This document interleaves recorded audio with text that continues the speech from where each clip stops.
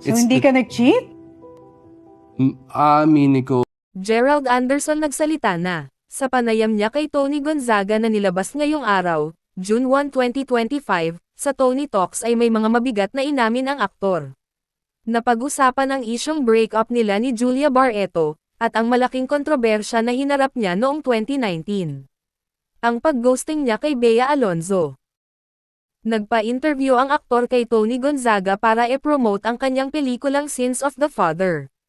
Pero mas mahaba ang tinalakay nila tungkol sa tunay na estado sa relasyon nila ni Julia Barreto. Diretsahang sinabi ni Gerald Anderson, na hindi sila naghiwalay ni Julia Barreto. Na okay sila at bago siya dumating para sa interview, ay hinatid niya ang aktres sa airport papuntang Dubai. Anya, masaklap na ang pag-follow at unfollow na pala sa Instagram, ang basehan ng relasyon ngayon. Malalim umano ang relasyon nila ng aktres, at kay Julia ang pinakahaba niyang relasyon.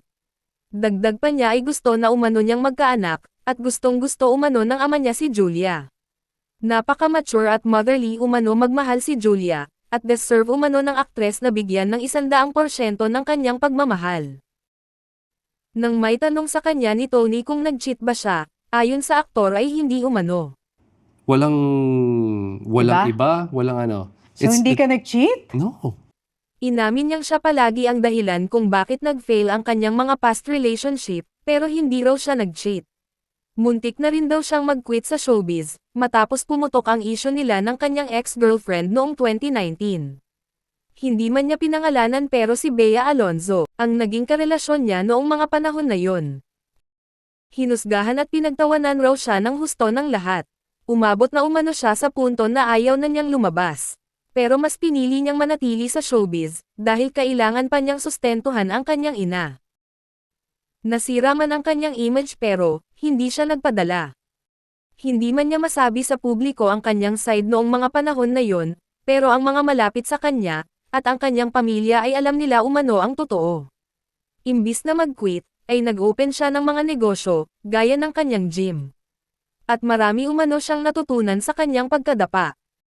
Sa gitna ng interview ay natawa ang aktor dahil nag-overshare na umano siya. Nabitin naman ang mga manunood sa kanilang interview. Nagulat sila sa ipinakitang maturity ni Gerald Anderson. Marami ang humanga dahil ibang-iba na ang aktor.